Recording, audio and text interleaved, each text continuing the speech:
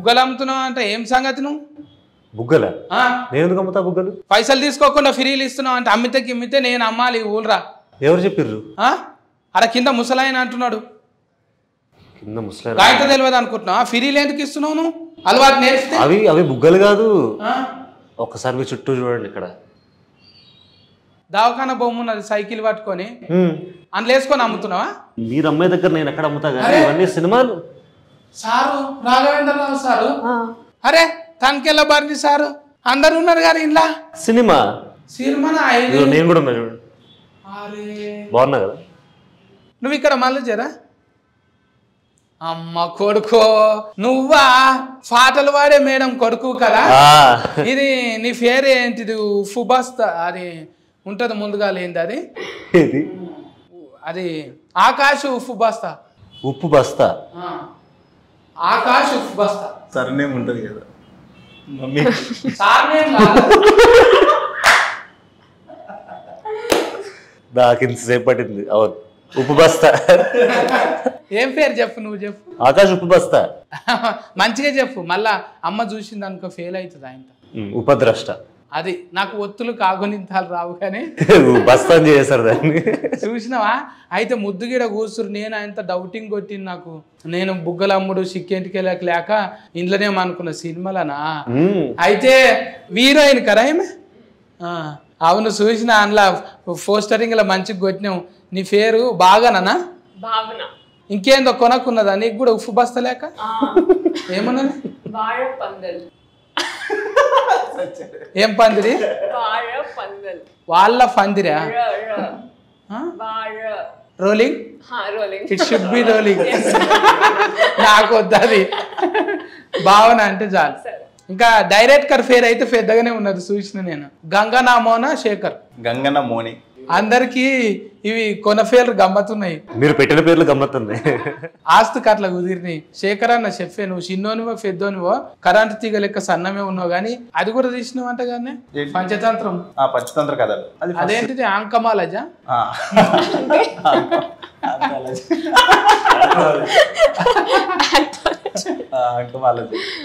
అది 5 కథలది. అందులోకెళ్ళి ఆంకమాలజీకి బుగ్గలాలజీకి ఎందుకు వచ్చినావు మరి? సినిమా చూస్తే తెలుస్తుంది ఏంది బుగ్గల కథ ఏందని. అంటే సినిమా చూసినాకనే క్లైమాక్స్ లో చూసుకోమంటావు. క్లైమాక్స్ దాకా అవసరం లేదు, ఇంట్రొడక్షన్. గిన్ని గానం నెత్తి మీద ఎట్లా వేసుకున్నావే? ఎన్ని గానం?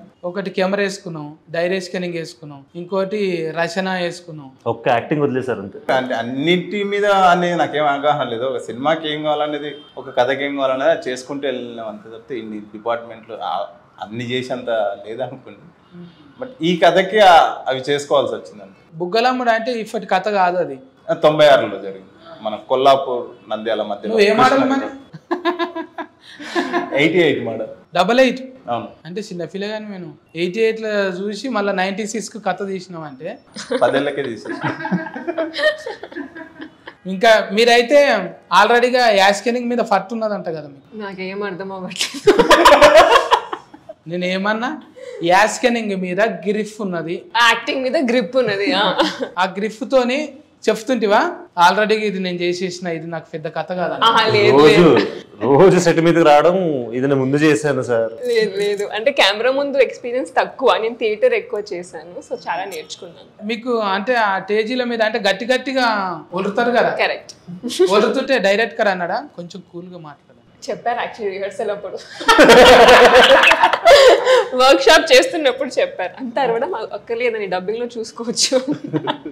ఇప్పుడు నీకు కుతికే సాఫ్ మంచిగా ఉండి మమ్మీ లేక పాటలు పాడతావు అనుకుంటే మళ్ళీ యాస్కెనింగ్లకి ఎందుకు వచ్చినావు? ఫ్యామిలీ అంతా మ్యూజిక్ సైడ్ వెళ్ళిపోయారు. మా అమ్మమ్మ మ్యూజిక్ టీచర్, మా చెల్లి పాడుతుంది, అమ్మ పాడుతుంది మొత్తం. సో నేను కొంచెం ఏదన్నా తేడాగా చేద్దాం మన ఫ్యామిలీలో అని ఫస్ట్ డాన్స్ మొదలెట్టిన తర్వాత యాక్టింగ్ మీద కొంచెం అలా ఇంట్రెస్ట్ పెరిగి ఫైనలీ సార్ నాకు ఒక గొప్ప అవకాశం ఇచ్చారు, దాన్ని పోగొట్టుకోవాలి లేక.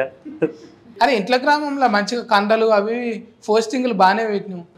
ఏదో అండి ఇలాంటి అవకాశాలు వస్తాయనే పెడతాం మేము అంతే. ముందుగాల ఆల్రెడీగా దస్తి వేయొచ్చు అనేది కండలు పెంచిండు. కుతికే మీద పెట్టలేడు, మొత్తం ఫెయి మీదనే పెట్టిండు. అన్ని కండలు పెంచినా కూడా నాకు ఓన్లీ ఫుల్ షర్ట్లు వేసారు, ఏం కనపడకుండా. అబ్బా బాధ అనిపిస్తుంది కదా ఎవరికైనా. నాకున్నది కాకుండా వేరేది ఎందుకు చూపిస్తారు సార్? ఇప్పుడు ఆయన ఉన్నది కదా, ఒక కండల షాట్ పెట్టరా అక్కడ.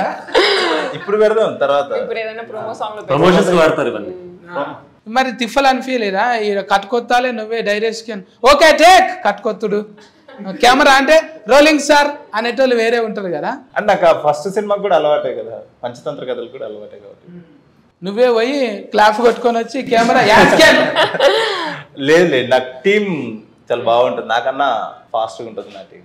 కాబట్టి టీం బాగున్నప్పుడు మనకు అది పెద్ద పనులు అనిపించవు, మంచి టీం దొరికినప్పుడు చాలా ఈజీగా అవుతాయి పనులు.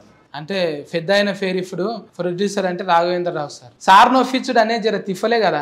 ఇప్పుడు నువ్వేమో జర ఇన్ని ఫండ్లు పెడతావు సార్, అంగూర ఫండ్లు ఉంటాయి, షేప్ ఫండ్లు ఉంటాయి, ఇట్లా అంటే ఏమన్నా అట్రాక్షన్ అవుతుండేనేమో. నువ్వేమో తీసుకుపోయి యూఫిర్ బుగ్గలు ఉంటాయి అంటే సారు సార్ పళ్ళు పూలు సినిమా కాదు, ఆయన ఎమోషన్ డ్రామా, ఆయన సినిమా చూసే విధానమే వేరు అది. సో ఆయన కథ మాత్రమే చూస్తాడు, అవన్నీ చూడేటప్పుడు ఒకసారి కథను నమ్మినంటే డైరెక్టర్కి వదిలేస్తాడు, తనే వదిలేస్తాడు. అంటే నీకు ఇన్నున్నాయి కదా, నువ్వు ఫల్టీ టాలెంటెడ్ కదా. పల్టీ ఇప్పుడు హీరోయిన్కి ఆల్రెడీగా ఇంకేమన్నా డాన్సులు కూడా వచ్చు కదా. వచ్చాను, అన్ని వచ్చు. ఆమె పల్టీ టాలెంటెడ్. అవును, ఇంతసేపు నుంచి నేను వచ్చిన మరి ఇంత నీళ్ళు తాగుతావా ముంగట గవ్యాగో ఆ చాక్లెట్లు పెట్టిండ్రు. ఇగో ఈ చాక్లెట్స్ తీసుకోండి.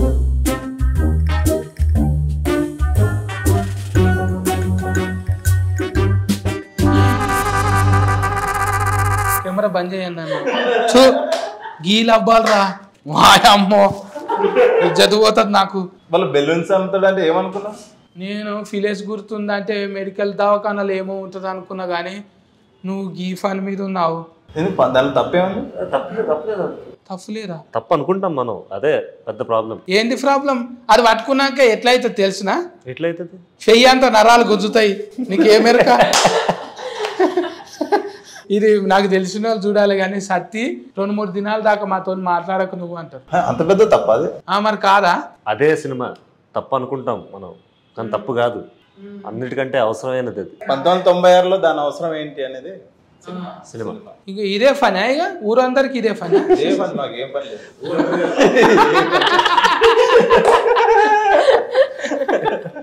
నువ్వు ఏం బుగ్గలు నువ్వు అమ్మేది? నేను ఊపిరి బుగ్గలు. నీదేమో ఆడుకునేది, ఇది వాడుకునేది. అమ్మా అంటే ఇవి ఒక్కోసారి లొల్లి అవుతుండే పోరగాళ్ళు వీటల్లా బోరింగ్ కాడ నీళ్లు నింపుకొని మస్తు తన్నులు తింటుంటే చెప్పకూడదు కానీ బోరింగ్ కాడ నీళ్లు. చాలా మంది చేశారు అది, చాలా మంది చేశారు అది. దీని పుణ్యాన మీరు ఎన్నిసార్లు దెబ్బలు తిన్నారు? ఇప్పుడు చెప్పుడు అవసరం అంటావా కెమెరాలు పెట్టి ఇంత మాట్లాడుకున్న తర్వాత కెమెరా? అందుకే చిన్నప్పుడు అన్న, ఇప్పుడు పెట్టింది నేను అడగట్లేదు. ఇట్లా కెమెరాలు పెట్టి ఇట్లా కాదన్న, అంటే ఇజ్జత్ అనిపిస్తుంది. అరే అది మంచి టాపికే అన్న, దాన్ని ఎందుకు మనం అంత భూతంలాగా చూడొద్దు? తింటున్నామంట మెడల్ వేసుకొని తిరుగుతాం. కనీసం జోబులలో పెట్టుకొని తిరగమని చెప్తున్నా. వాడుతున్నామంటాను వాట్సాప్ స్టేటస్ పెట్టమని. అయిపోయింది. ఒకప్పుడు బిత్తిరి సత్తి, ఇప్పుడు బికినీల సత్తి. ఎథిస్కు అది ఇది అనేటోళ్ళు కొంచెం ఉంటారు కానీ అసొంటోళ్ళను మరి విమర్శలు కూడా వస్తాయి కదా కొన్ని అన్న. వస్తాయి, నేను అదే అంటున్నా. సినిమా చూసిన తర్వాత దానిలో ఏం తప్పేం లేదు. ఇప్పుడు అంత పెద్ద అయినా ఇలాంటి సినిమా ఒప్పుకున్నాడంటే అర్థం చేసుకుని ఇంకా చాలా గొప్ప విషయం మాకు కూడా. ఎందుకంటే ఎప్పుడు సినిమా అంటే ఏదో ఒక టైంలో మాత్రమే మనం ఏదైనా ఒక కమర్షియల్ ఆస్పెక్ట్ లో ఒక సోషల్ గా మనం ఏదైనా జనాలకు ఏదైనా చెప్పాల్సిన టైం వస్తుంది. కొన్ని కథలకే ఉంటుంది, అన్ని కథలు చెప్పడానికి ఉండవు. సో అలాంటి కమర్షియల్ కథతో మాకు చెప్పే అవకాశం వచ్చిన స్క్రిప్ట్ అనమాట. సో అందుకే సార్ కూడా చాలా మంచి స్క్రిప్ట్ అని యాక్సెప్ట్ చేసి. ఇంకా నువ్వు సిగ్గు పడలేదా? మరి నీకు సిగ్గు అనిపించలేదా? లేదు సార్, కష్టం సార్, అది ఎక్స్పెక్ట్ చేయండి. వద్దు అమ్మకని చెప్పాను కానీ వినలేదు. నాకు నా లక్ష్యమే ముఖ్యం అని, నా పెళ్ళాం కంటే నా లక్ష్యం చాలా ఇంపార్టెంట్. అవి అమ్మితే నీకు కమిషన్ వస్తుందా? ఇట్లా కమిషన్ నేను డబ్బుల కోసం చేసామండి, కొంచెం అవగాహన పెంచుదామని. ఆ రోగం ఏంటి, అప్పుడు పరిస్థితులు ఏంటి, ఎందుకంటే అప్పుడు ఎవరికి అవగాహన లేదు, ఎవరికి ఆ మైండ్ సెట్ లేదు. ఇప్పుడు అదే టైటిలింగ్ కదా, నన్ను యాది పెట్టుకో లేకపోతే నిన్ను యాది మారుస్తారంటాను. బాగా రాశారు కదా, మంచిగా రాసినావు. డబ్బా మీద బోర్డు వేసుకొని తిరుగుతున్నాను. ఇప్పుడు సంబంధాలు అంటే ఎవరు చూస్తలేరు కదా, టూక్ వాడతారు ఎక్కువ. అంటే సక్రమానికి వాడాలి.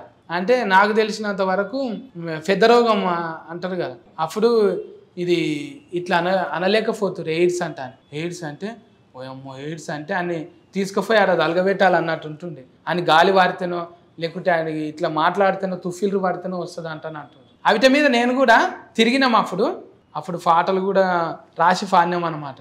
ఎయిడ్స్ భూతం లేచింది బిడ్డ ఫారా హుషారు, రోగాల కోరల్ని సాచింది బిడ్డ లేదా కంగారు, యాది మరిసి నువ్వు ఇట్లున్నావంటే నాకెందుకంటూ ఊకున్నావంటే, రోగం వచ్చి ఫీల్చి ఫిఫ్ఫి చేసినాక ఒరిగేది ఏముంది మొత్తుకున్నా గాని, ఎయిడ్స్ భూతం లేచింది బిడ్డ ఫారా హుషారు, రోగాల కోరల్ని సాచింది బిడ్డ లేదా కంగారు. మళ్ళీ అందులోనే మందులేని రోగం ఒకటి దాఫురించరన్న, ఆ మహమ్మారి పేరు ఎయిడ్స్ రోగం అంటారన్న, ఒక్ర బుద్ధి వ్యభిచారం వలలో నా జిక్కుకుంటే, ఒడ్డుకున్న చేపగతి గడ్డు కాలం వచ్చురన్న అంటాను. ఇట్లా పాటలు ముద్దుగా సూపర్. సేమ్ ఇది సినిమాలో ఈ టాలెంట్ కూడా ఉందా? పల్టీ టాలెంటెడ్ మేము అసలు మొత్తం ఫల్టీ అంతా ఇక్కడే ఉంది. ఫల్టీలు వేసే ఏ లొంకరపోయినాయి అన్న. నాకు అక్కడ దిక్కు చూడబుద్ధి అవుతలేదు, అవి తీసేయరా. ఈ ఫీలింగ్ తీసేయాలనే మా సినిమా వస్తుంది. ఈ ఇంటర్వ్యూ అయిపోయేలోపు మీరు జాబ్ వేసుకొని పోయేలా. ఇంటర్వ్యూ కూడా మా ఫటీలు వస్తుందా?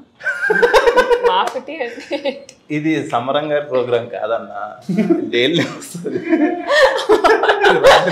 రాత్రిపూట అందరూ అనుకున్నాక వస్తుంది ఆ ప్రోగ్రామ్. ఇది నాకు ఏదో కొంచెం డౌటింగ్ కొడుతున్నావు. నువ్వు అమ్మకు చెప్పినవా లేకపోతే నీ అంతలు నువ్వే ఇట్లా చేస్తున్నావా సినిమాలు? అయ్యో అమ్మకు తెలియకుండా నేను ఏం చేయను, అన్ని అమ్మకు చెప్పే చేస్తాను. నేను అడిగొస్తే ఎందుకైనా మంచిది.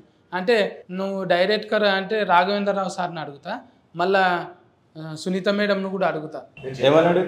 ఏమని అడుగుతా అంటే ఇసొంటి నౌకరీ ఉన్న దాంట్లో ఫస్ట్ ఎందుకు పెట్టినామంట అని అడుగుతా. మీరు ఈయన ఉన్నాడు ఎక్కడ ఒక్కని. ఎప్పుడైతే ఆకాష్ నాకు యాక్టింగ్ అంటే చాలా ఇష్టం అని చెప్పాడు, ఒక్క క్షణం నేను కూడా కంగారు పడ్డాను. మనం పాడితే గిడితే పాటలు పాడాలి కానీ ఇదేందిరా యాష్. లేదు